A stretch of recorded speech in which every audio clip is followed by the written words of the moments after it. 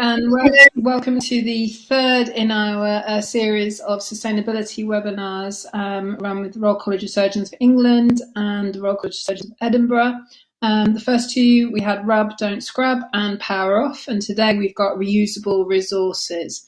For anyone who's my age, you'll remember those green drapes which we used to clip together, trying not to stab a patient with very sharp clips. And then if you were doing anything, and I'm a vascular surgeon that involved blood, you needed to make sure you put an apron on because they weren't terribly absorbent. But things have moved on, and we're going to hear about that tonight. So I'm going to let the panel introduce themselves with Jasmine. Would you like to introduce yourself first, please? Hello, thank you very much, Ginny, and thank you very much for having me. Today I'm Jasmine, I'm a colorectal registrar in Northwest London, and I am part of the sustainability group for the Royal College of Surgeons Sustainability and Surgery. So thank you for having me. Thank you. And Tom? Oh, hi, Tom Dawson. I'm a founder of Revolution Zero, which is about reusable circular surgical textiles, and also a visiting research fellow in circular health economics at the University of Exeter. And Nicole? Hi everybody, I'm part of the Net Zero and Sustainable Procurement team at NHS England, trying to help everybody to have the resources and tools they need to get our supply chain to get to net zero by 2045. And Rebecca, please. Hi all, I work with Nicole in the Net Zero and Sustainability Sustainable Procurement team, and it's also worth noting I have a background in ops that also covers cardiovascular surgery as well. Thank you very much. And so we should have been joined by Andy Stevenson, who's my co-chair on the Royal College of Surgeons of England Sustainability Committee, but unfortunately, due to some technical issues, he isn't able to join us. Can we bring up the first slide that we've got in the deck, please? Thank you. I've asked Jasmine, as Andy's not here, just to run through, as she is an expert and one of the writers of the Intercollegiate Green Theatre Checklist, just to run through the Green Theatre Checklist and tell us where the reusable resources features within that. Thank you, Jasmine. Thank you very much, Jenny. Yes, so this was an intercollegiate effort, as you may recall, and was launched in November 2022. There is two parts to this. There's a checklist in itself that we will move on to in a second, and there's this compendium of evidence, which in the first edition was, I think, almost 20 pages, and which will hopefully give everyone all the information they need to back these new strategies to reduce the carbon footprint of our operations. So if we move on to the checklist in itself, I hope that people are familiar with it. I hope that it's started to be used. There are four main sections to it. As you can see, there's the top bit is the anaesthetic section, and then there's three parts that relate to the surgery in itself, so preparing for surgery, the intraoperative delivery of surgery, and after the operation. And reusable comes into this quite a lot, both in the anaesthetic section as well as in relation to the intraoperative equipment. And in both cases, it's about really obviously switching to reusable options wherever we can. There's a lot of single-use equipment we know, both in dealing with the airway and the ventilation system, the ventilator machine. But there is also an awful lot of reusable options that we should be looking at in terms of the surgery in itself. So, as you said, Ginny, going back to metal containers, metal gallipots, metal kidney dishes, going back to using the laparoscopic scissors that are in the tray already, going back to stapling devices, ligger clips, and so on. There's so much that used to be used and has been switched to single use, as we all know, and so a lot of it is about just actually reviewing what we use, and we talk a lot about in the checklist about rationalizing the surgical instrument trays, because we know that we have these huge sets of instruments, and very often lots of studies have shown we're only using a tiny percentage of the instruments. So we definitely need to address that. And as part of rationalizing the instrument sets, there is also the opportunity to switch for reusable options and reintroducing reusable options in those sets as well. So that's where the option to reuse comes into the Green Theatre Checklist. Thank you, Jasmine. Can we move on to the next slide, please? And that's just circling that part of the checklist. And to the next one, please. So now for Todd to give his presentation. Now we've heard from Jasmine where this sits within the Green Theatre checklist, which we hope you're all familiar with and are using. Thank you, Tom. Yeah, thank you all. So Revolution Zero was founded in 2020 and really to tackle the massive issues which were uncovered during the pandemic associated with the supply chain resilience, also the generation of waste, predominantly from single-use medical textiles, so PPE, surgeon drapes, and operating gowns used in operating theatres. We've also actively been addressing the risk of clinical infections within hospital, infections such as MRSA within hospital environments. Next slide, please. So as we're talking, she'll go to the I'll go through to the next slide. So don't run with that. So as we're talking about reuse, first of all, identifying the problem and why we have focused on textiles. Textiles are a big problem, generating in an operating theatre around 30% of all waste from an operating theatre comes from gowns and drapes. And medical textiles themselves as a whole contribute the entire equivalent of emissions of either Sweden or Finland. The UK outputs more than 1 million kilograms of surgical textile waste every single week. And surgical textiles represent 12% of all hospital waste, so it's considerable. Next slide, please.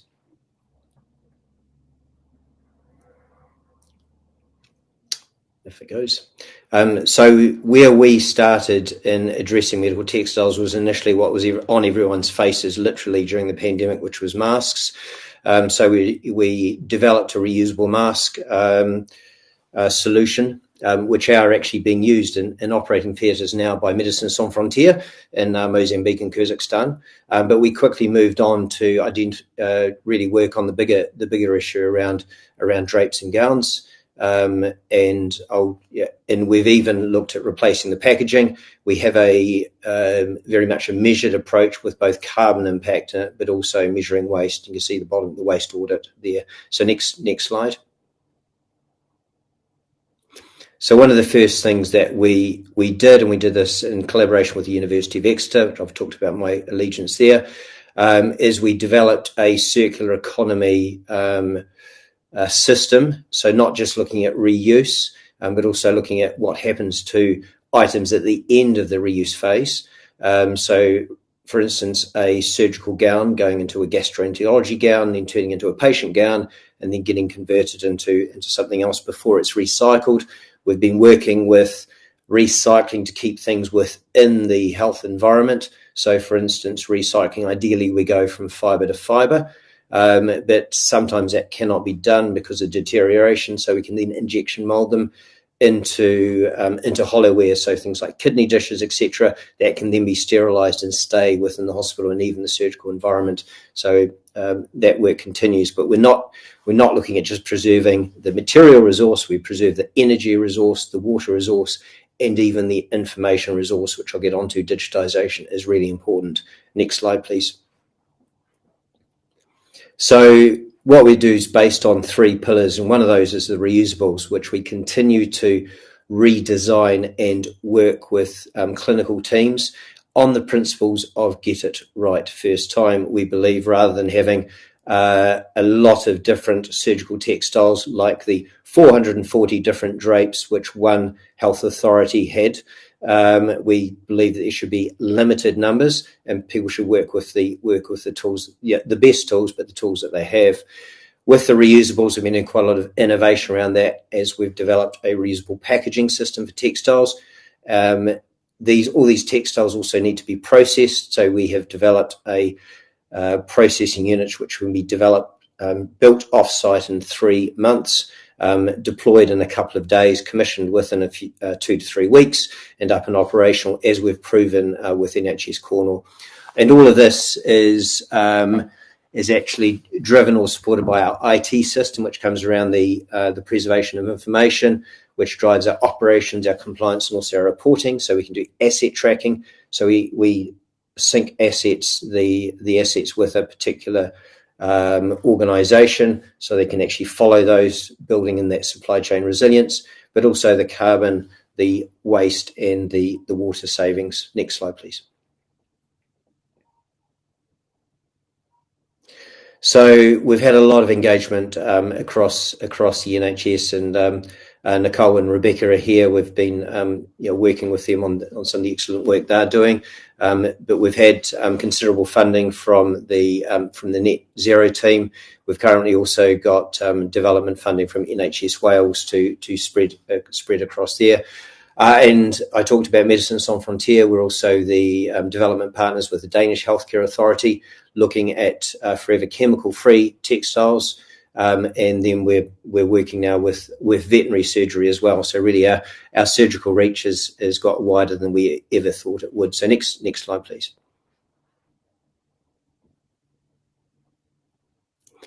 So I'm going to talk about two particular research output projects. One of those is with which are supported by SBRI Healthcare. One of those is looking at low temperature decontamination, and there's evidence that you can actually wash even more effectively at lower temperatures, not baking on amino acids and fats into fabrics. The other thing is everything that is washed for surgical ends up going through 134 Celsius autoclave anyway, so why should we be washing at high temperatures just for disinfection? Primary process is for washing is actually just to clean the textiles, not to actually disinfect. The modelling that we've done with University College London shows we can save 190,000 tonnes of CO2 equivalents across the NHS and £90 million in direct costs from saving from not having to heat the water. We've also been actively working with the University of Southampton on the microbiological validation of this approach and the cleaning validation. So next slide, please.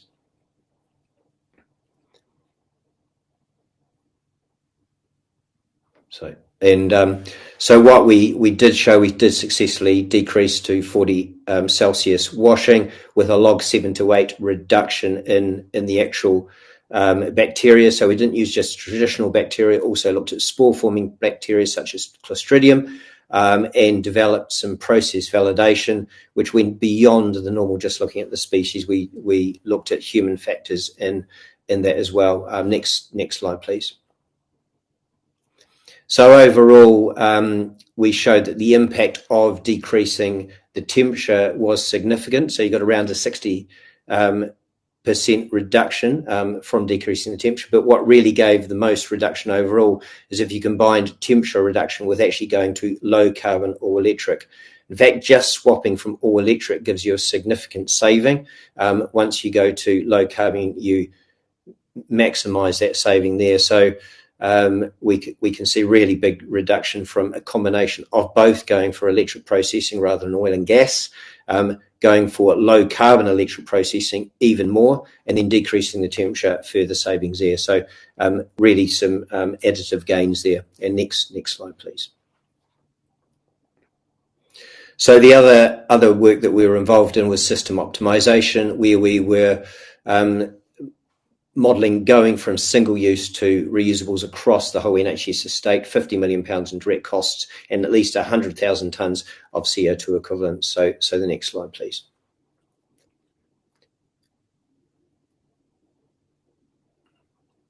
So we worked actively with the NHS Cornwall Trust, who we'd already had a long-standing partnership with. And over the last year, we built and deployed one of our decontamination pods on the ground there, which is a controlled environment facility to remove any particulates. We delivered sterile reusable textiles for large joint replacement surgery. So we went for orthopedics, hip joint and knee joint replacement surgery. So we worked with 10 surgical teams across 100 operations. And had great feedback across. We're now rolling out across the whole of the NHS Cornwall Trust in a very, very measured way. And Nicole and Rebecca have just, who will be talking next, have had some recent data from that. So I'll just next slide, please. So some of the carbon savings data from going to this system. First of all, we looked at the build and the end of life, and we had a 43% reduction compared to a reference steel building with our building and utilising recycled materials. We also looked at the operational impact of going to this new modular build, and we get with full electric and low carbon, and an 80 to 94% reduction across washing, drying, and also controlling the environment, going from new build with all electric, low carbon. And next slide, please. We also looked at the impact of moving from single-use packaging to reusable packaging. Again, a further 70 to 80% reduction on the packaging system, which really surprised us.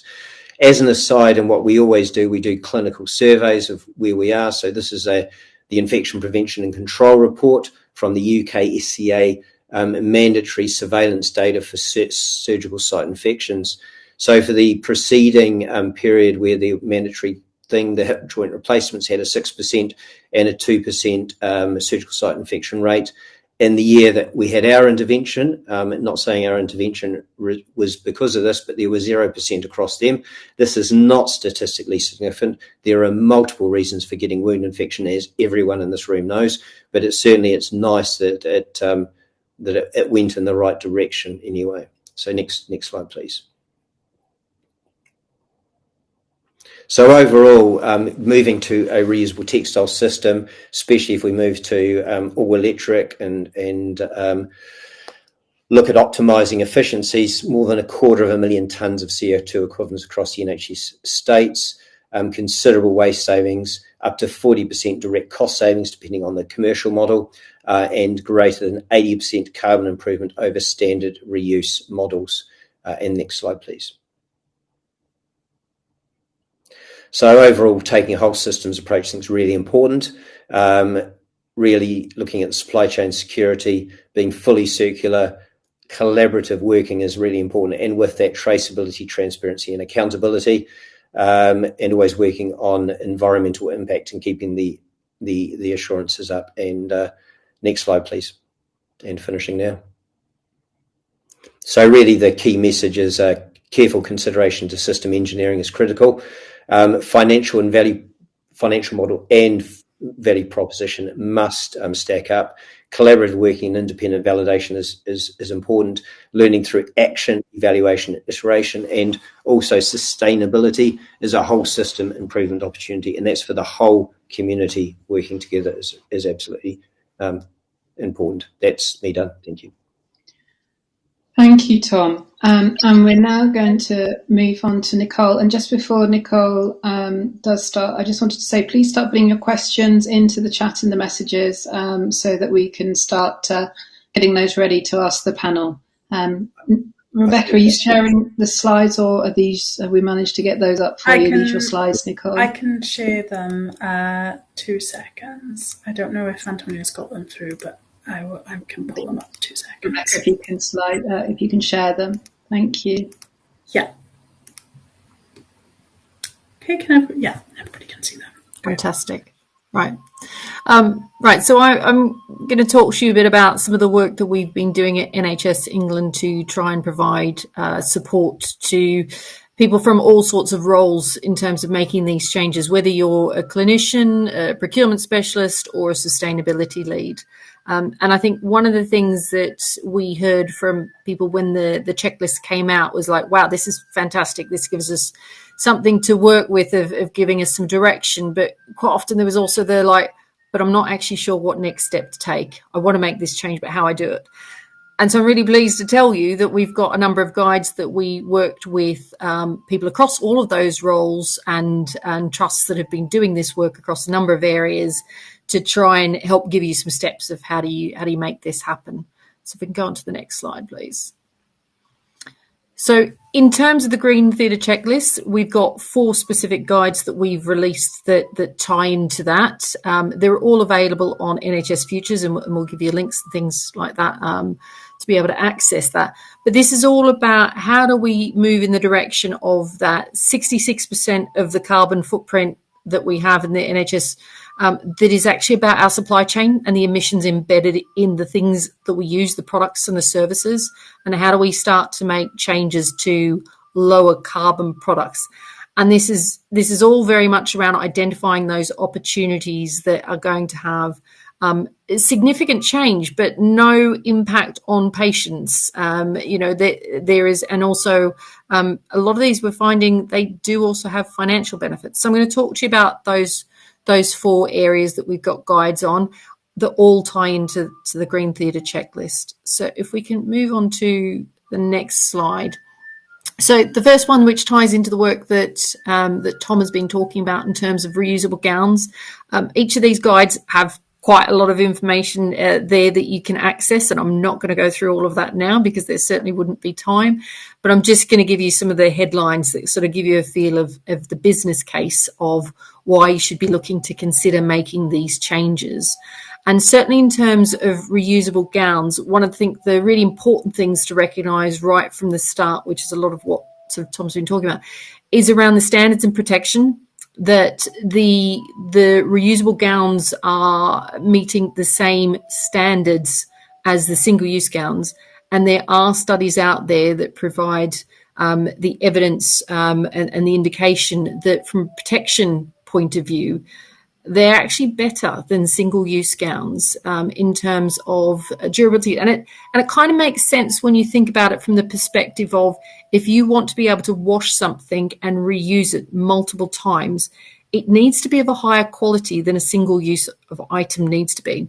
But I think the important bit is as well is that, as mentioned by Ginny right at the start, what we're talking about now is a different product to what it was many years ago when people found them to be cumbersome and uncomfortable, and perhaps they didn't meet the standards that you were expecting in terms of sterility and the like. They really are different products. It really is important to kind of, get them and touch them and feel them and sort of understand not just the standards that they need to meet, but what actually they look like and how they're going to work, and that has really made a huge difference for, I think, a number of the trusts where they've looked to take these forward, of looking at a pilot approach first, about winning over that confidence of people feeling comfortable. And you understand why people need to be comfortable, because this is about protecting yourselves from potential infection risk.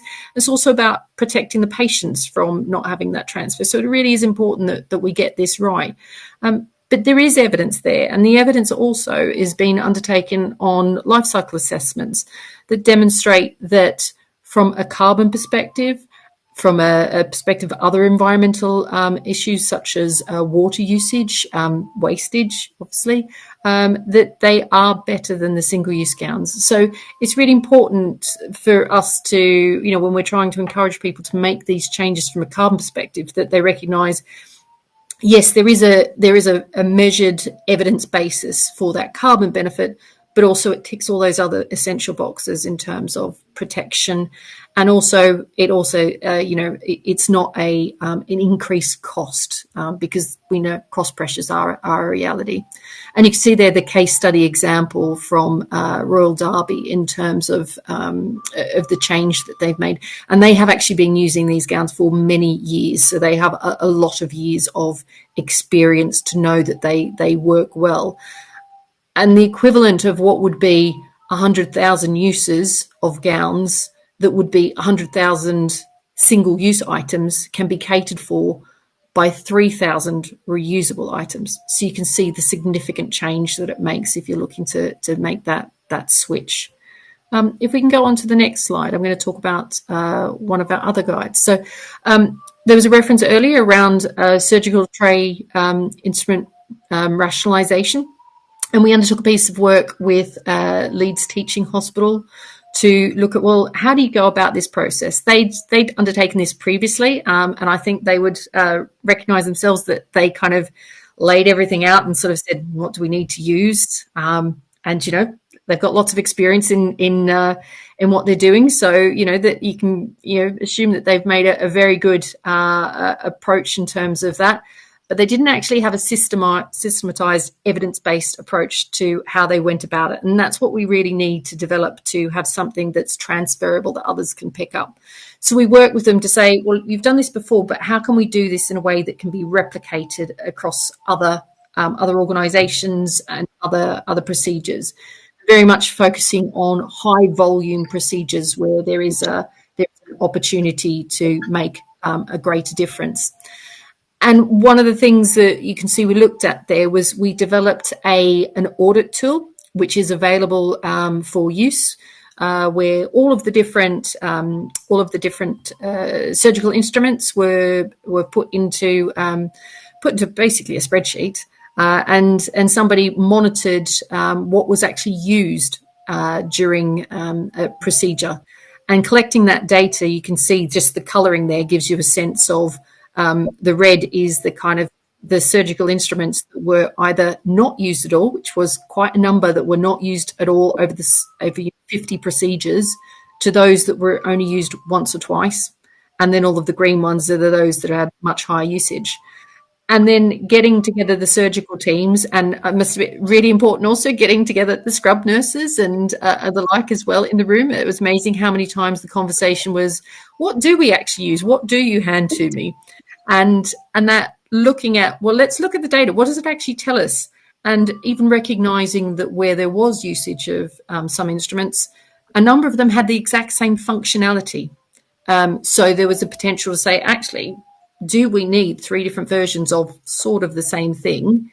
Maybe we do, maybe we don't. And for our perspective, it was around having the people in the room have that conversation and challenge themselves as to, well, let's use the evidence that we've got in front of us and make the decision about what we think the end set should like.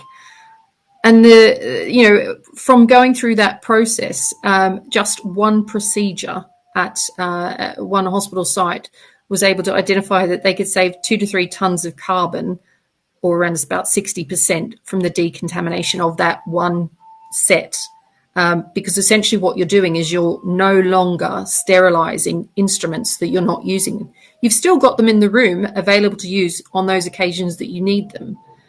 But given the evidence shows that actually in a significant number of cases you will not use them at all, you're not sterilizing them unnecessarily. So you can see how it can start to make quite an impact.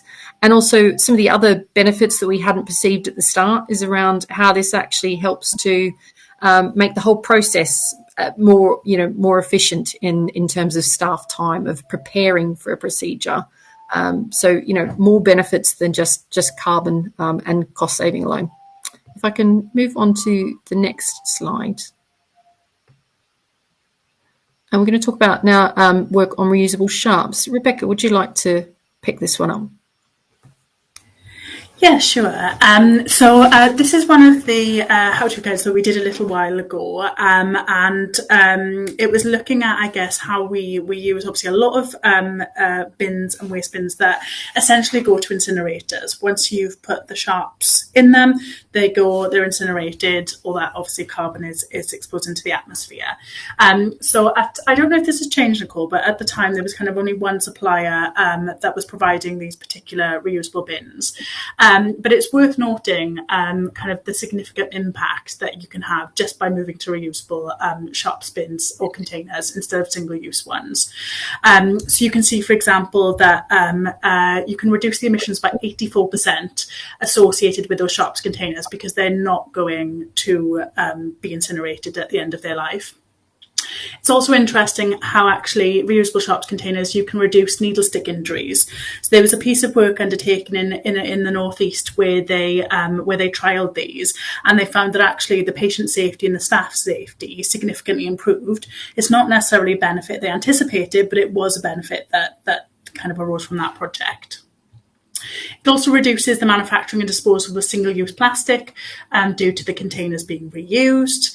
And also, again, you're affecting that triple bottom line because you're getting cost savings from cost avoidance. So you're not purchasing so many disposable single-use containers. And also, you're only paying for the treatment or the incineration of those contents and not the containers themselves. And lastly, I guess 60% less container exchanges for the same amount of waste. So it's a similar sort of principle to thinking about the tray rationalisation, is that can we kind of use different kinds of mechanisms for increasing the amount of products that we put in those containers so that actually we don't have to use as many containers as previously were being used. Nicole, shall I hand back over to you? Or do you want me to do remanufactured You devices. can continue. I mean, you've been very involved in this work as well. So yes, this was before I went on maternity leave. This was my child that I had before my actual child was on remanufactured devices. So the how-to guide was created before I joined the team, and we can see an example of the case study that was undertaken with Leeds General Infirmary. But this is really thinking about harmonic scalpels and also EP catheters, and particularly thinking about how, I guess, they can be either, I guess there's two things. You can either have them so that you're selling your used devices to a remanufacturer to be cleaned and reused and bought elsewhere in the system, or also taking that next step then to consider using those devices yourselves.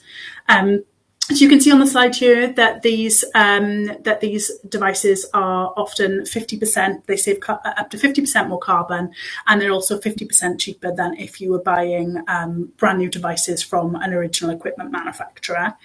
It's also worth noting, similar to all of the other products that we've talked about, that there are lots of standards and regulations around these devices. We know there's lots of examples where trusts have maybe been challenged by original equipment manufacturers on the safety and the liability. And so we even sought some legal advice to get kind of a bit of a steer on this. And it's really clear that these devices, they have to be CE or UKCA marked. They have to, show no clinical difference in functionality or safety compared to the original devices. And also, where there is an issue with the device, often an original equipment manufacturer might say, well, that's not our responsibility. And yes, they're quite right, but there's no need to be alarmed because actually the remanufacturer holds that responsibility. So if something goes wrong with that device, that remanufacturer will hold the liability for that device and will be able to kind of support you through that process. So you're not kind of left having to deal with a potential incident, of which there has been none on record that we know of so far. Yes, so the remanufactured devices, they're only currently, we're quite limited in products in the UK at the moment, so it is mainly down to harmonic scalpels and the EP catheters, whereas we know, as for example in the States, it's really, really common practice to remanufacture or refurbish devices, and actually a lot of the original equipment manufacturers do it themselves. We just obviously haven't got to that point in the UK yet where there's the market for that and the breadth of products that we have kind of that CE or UKCA marking. Okay. And that's it. We try to keep it as short and snappy as possible, but we've got lots of information we can send you afterwards. So happy to take any questions and obviously share any. Well, thank you to all of our speakers tonight. Very interesting and fascinating presentations. If we can unshare the screen.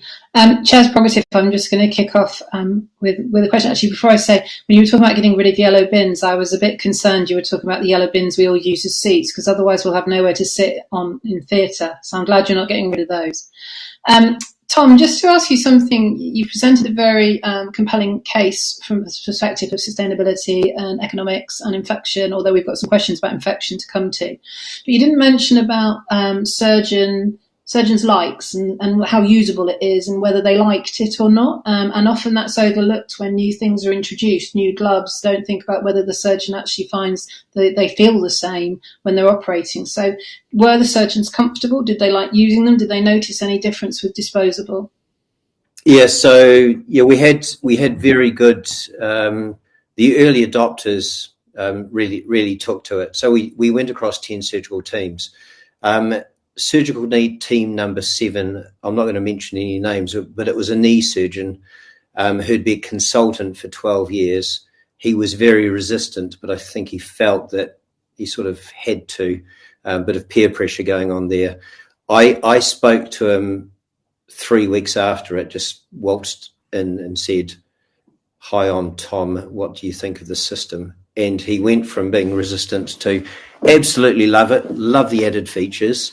If I never had to go back, I wouldn't be complaining, and it feels a lot more secure. So those were the 3 takedown messages, but generally it's been really, really positive. We continue to refine the system, but one of the good things about the reusable system, and especially I think some of the comments about infections relate to older style. When I was graduating, cotton drapes and gowns, very, very different nowadays. That is you can actually invest everything, such as the barrier drape between the anaesthetist and the surgical end. Just putting simple things like loops and covers and holders on it actually makes it a lot more functional. The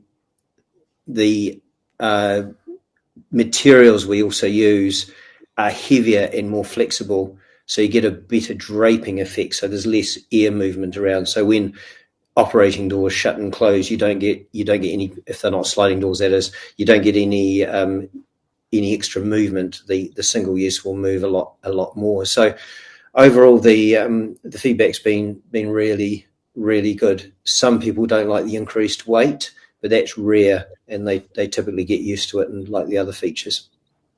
Thank you. So just looking at the chat, we've got a question about tray rationalisation, and what they're asking is, where does the balance lie with tray rationalisation? If you need an instrument 1 time out of 5 or 10 operations, etc., should it remain on the tray? Singly wrapped instruments are definitely an issue.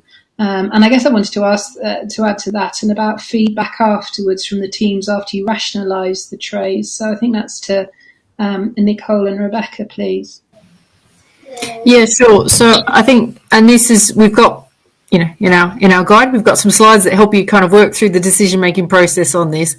But essentially, I mean, it's kind of down to yourselves when you're going through this process to determine what the bar is. It's not for us to really say what that should be. We're not the clinical specialists. We're trying to help you come up with a process to use an evidence basis to the decision making rather than a best guess based on your own experience. So and that helps to change the conversation a little bit. Just as I said, we found even in the room with the discussion around what kind of instruments were being used, and somebody would say, oh, I think I use this, and the scrub nurse is like, no, you use this is what I hand to you. So it's really important to get that evidence basis so you're all kind of on the same page. What we recommended was, based on the approach that we went through, is that as a starting point is to say what's used less than 10% of the time. Talk about that in terms of, is that actually devices or instruments that you'd be saying, well, actually that's not on the tray anymore. And then you might have an area of those that are used slightly more, but only maybe a little bit more than 10% of the time, and you still have a conversation. Because one of the things that we identified was that there was quite a few instruments sitting on the tray that did the exact same function. And I think when there was a conversation, there was a recognition that actually they didn't need 3 versions of the same thing. And if each of those were perhaps only used a handful of times, you can see how that can start to make the change. So it's all about having a way to triage the conversation as to what makes sense to say we don't include this. And there were instruments that over 50 cases were not used at all, quite a number. So it's about having an evidence basis to then have the conversation as a group to determine where you feel the benchmark is appropriate. And we've put forward a suggested approach that you might want to work with as to how you have that conversation with your colleagues. So, and just to, I guess, add to that, Nicole, I guess it's that kind of when we first kind of came together with the team, there was this, I guess, perception that, oh, you're trying to get rid of all our instruments, and that's not what it's about. It's about understanding, you as a team understanding which ones you use. So, for example, the audit was undertaken by one of the ODNs. It wasn't done by somebody from NHS England, and they were kind of looking at that information after every surgical procedure in the operating room. It wasn't being done at arm's length. And so I think, that definitely helped, I guess, the team understand that actually this information is coming from us. And it's also worth noting that just for that procedure, wasn't it, Nicole, there was the 4 different approaches, 4 different teams undertaking that procedure in the same site, doing it in a slightly different way with a whole different kind of set of instruments set up. So that's kind of a good, I guess, conversation starter for looking at, do we have some maybe unwarranted variation here that we can kind of look at through this data? Exactly. There were 4 theatres. Each theatre had a different set for the same procedure.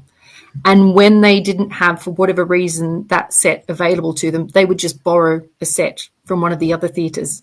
So they were already, to some extent, having instances where they would not use the exact same set and all of the instruments that they would have normally had in front of them. I think the other thing that was interesting as well from this whole approach was, just that having that conversation around what you need. And then when you start to talk to some of the other stuff, they would say, well, it's still going to be there. We're still going to have it in the room. It's just that it's going to be in single-use packaging. So they will still have all of those things available to them. And the view in terms of the time frame to then be able to get that as and when was needed was like, well, this is negligible, but we are going to save quite a bit of time in our preparation time for a procedure, because we're not getting things ready. We're getting fewer instruments ready. And so far, we've not had any feedback that they're doing anything other than starting to investigate other procedures to do the same approach with, of how can they make this, how can they rationalize other sets for other procedures?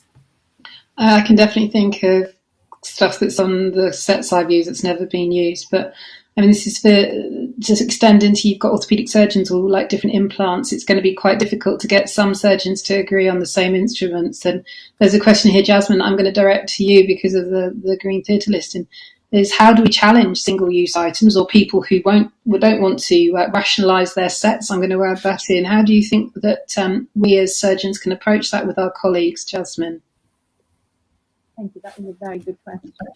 I just wanted to add, and it is pertinent to what you're saying, there is still a lot of resistance, and people are traditionally, of course, surgeons are quite scared of change as well. And not only surgeons, physicians, clinicians want to continue practicing what they know has worked and what is safe for them. But of course, we do have to move forward.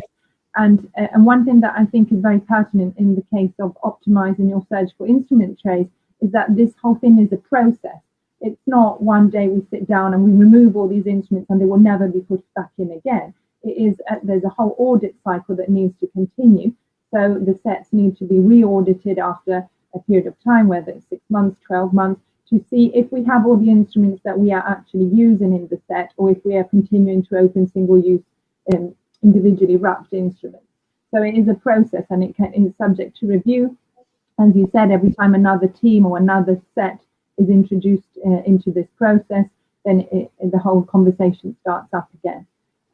One thing to mention is that the colleges are putting together with the relaunch of the Green Theatre Checklist version 2, we're also putting together a toolkit to help teams calculate the carbon footprint of the new set. So how to help rationalize the set, and there's a spreadsheet which can help you calculate the footprint once you remove the instrument.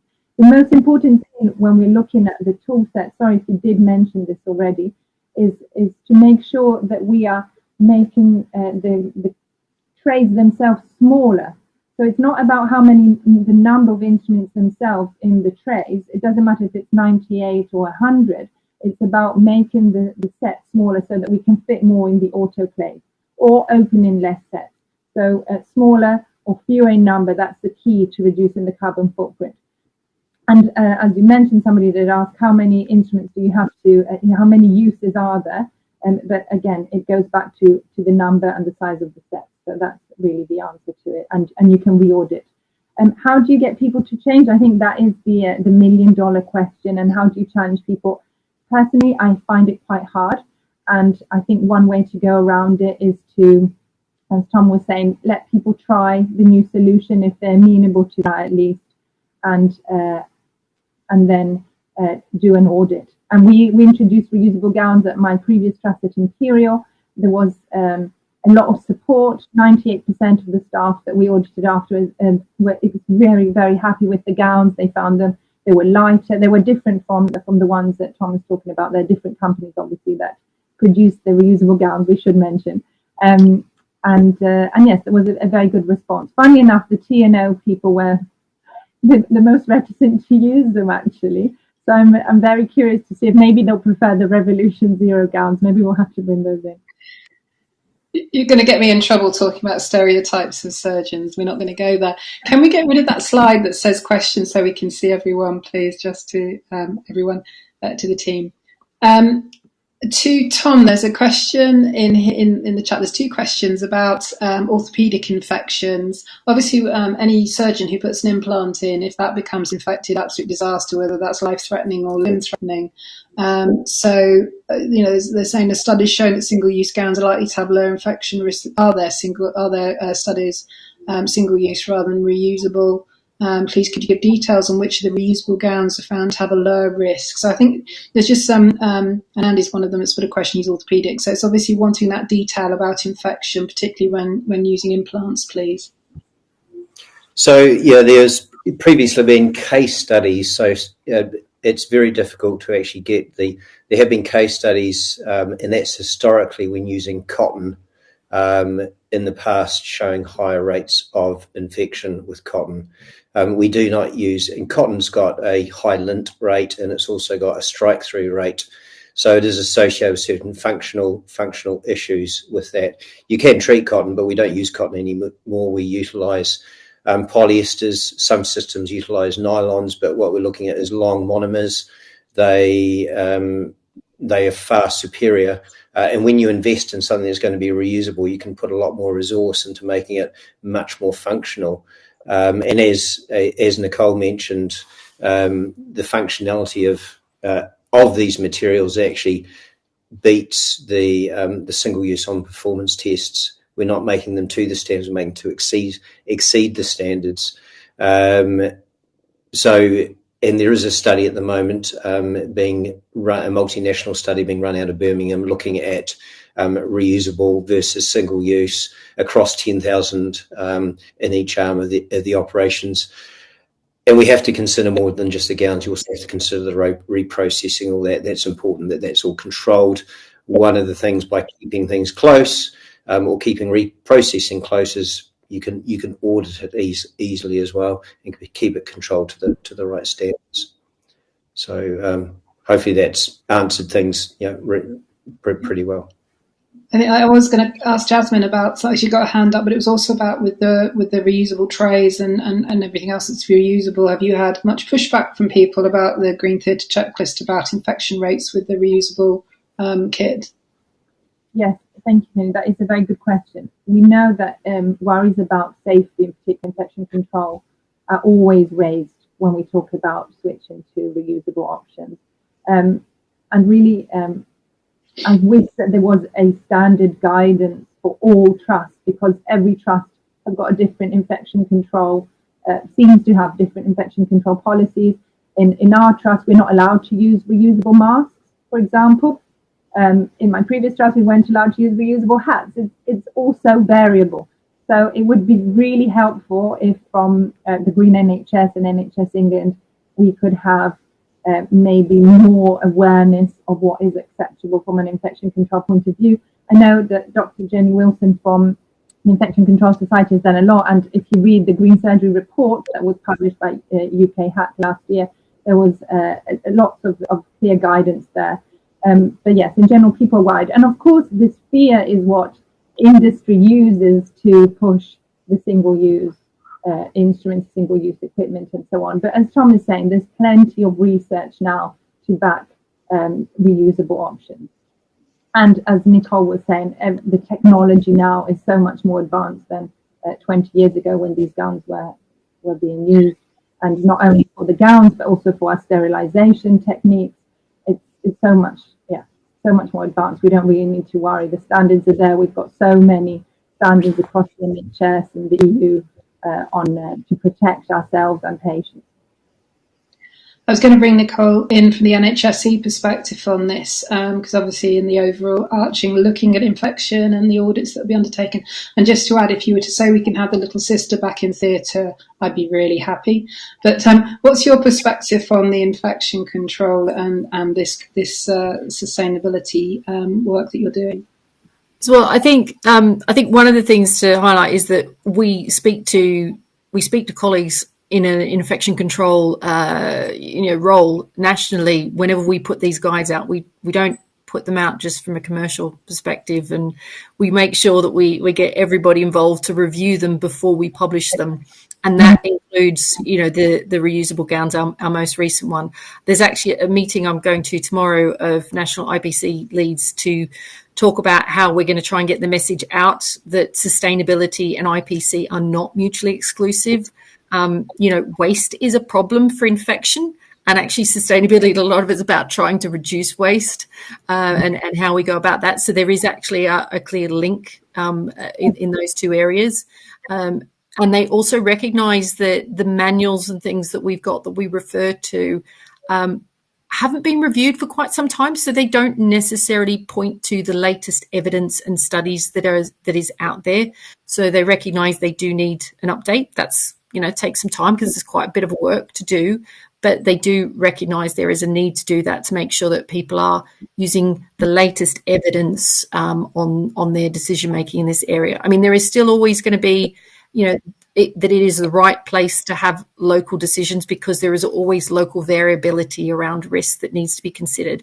But yes, they recognise that there is also a need for more of a national steer to say, look, these are areas where we see that there is a good reason to make this change, and there is plenty of evidence out there and examples of those doing it successfully. So, I think there's going to be more happening in this space that will help to get the message out there. So this is a question to all of you, and it's how you see the future with using these resourceful resources, what you think in how many years' time, 10, 20, 30, do you think we'll all be adopting it? And just to add to that, Nicole, do NHSE have their own timeline of when they expect us to all be adopting this? So maybe start with Tom, when you would expect everyone to be using these sorts of resources. I think it's very much like the move to digital from paper notes.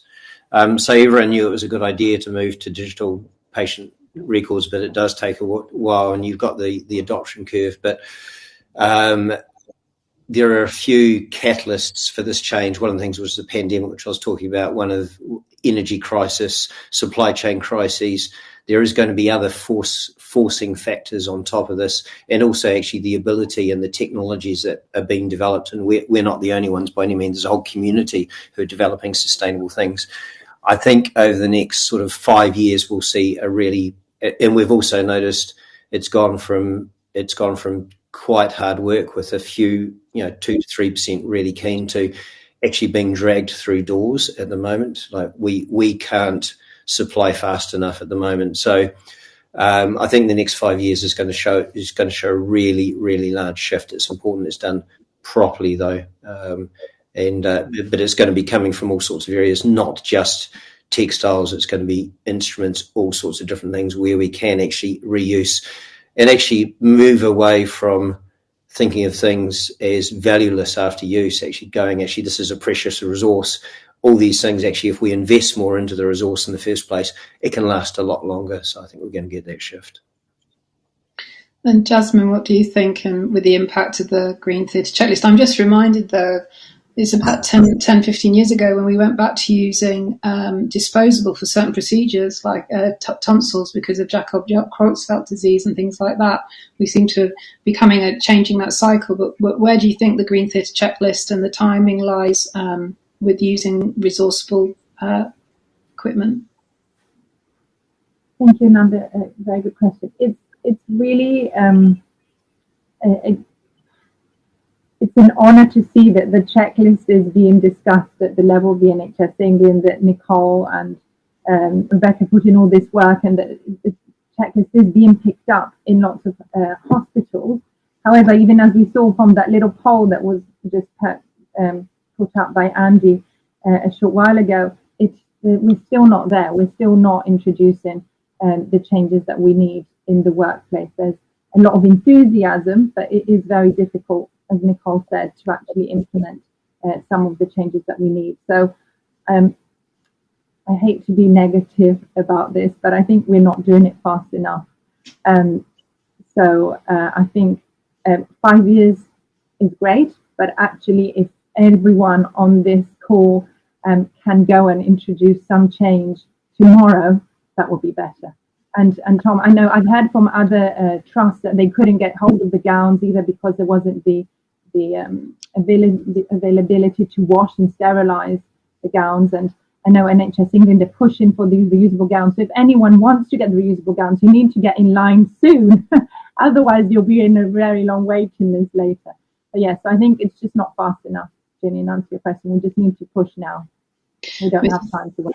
And the poll has said that it's who's using the Green Theatre checklist. That's yes to 23%, no to 76%.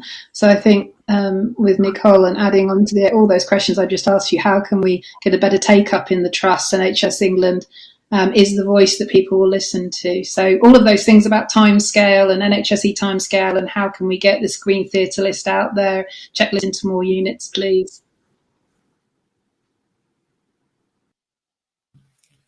I was going to say, if I come in as a final point, I mean, I think one of the things is it's really important for the supply chain to hear the demand. It's important for people like Tom and others to hear that. The only way that investment comes from the supply chain is if the system demands it. You know, people are in business to run businesses, and if there is opportunities to invest and increase the size of their business, they will. But they need that to demonstrate that there's that need, and that makes it more possible.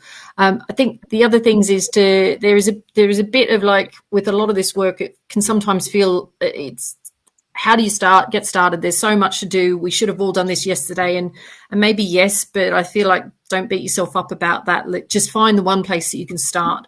Find the area where there is the most keen people that want to take this forward, and just get started in that area. You know, there's lots of areas you can make change, but if you just pick one, and once you start to demonstrate whatever that is, whether it's about gowns, whether it's another area, or whether it's in one theatre area that's for gowns, once you start to make that progress and get everybody on board and everybody seeing actually what the success looks like and feeling good about it, it's amazing how quickly you can then start to get others on board. And then you start to normalise this behaviour. And then you don't really need to have a position of mandating, because it becomes actually, this makes sense, we should all do this. And I think the other thing that we did see a lot of change through the pandemic. Some people made these switches because of supply chain resilience issues. And it's really important to recognise that when you're talking about things that are critical, you know, you're not going to do surgery if you don't have gowns. So thinking about how do you just have that resilience of ongoing supply, and that's where circularity and moving to reuse really puts you in a much better position for whenever there are challenges in the supply chain. And that will happen again, you know, whether it's in a canal being blocked by a big ship, or whether it's a pandemic, these things happen. This is the nature of supply, particularly when you're talking about things that come from various different places across the world. So if you move in a circular direction, you actually protect yourself to be able to continue to provide those resources that you need for the, you know, day in, day out, when these pressures come. And I think we've just lost Ginny. Okay. Oh, we've been having a few technical issues. Sorry, everyone. Well, I guess it's 7 o'clock, so it is time to wrap up. So good timing from Ginny. Obviously, need to get to her dinner. Thank you so much, everyone who have joined, and thank you to our fantastic panel. It's been really great to hear about what you are doing, and it does bring me a lot of hope that everyone is trying their bit, so trying to do their part. So yes, hopefully we'll see you for more of our Net Zero Sustainability webinar soon, and have a good evening, everyone. Thank you very much. Thank you.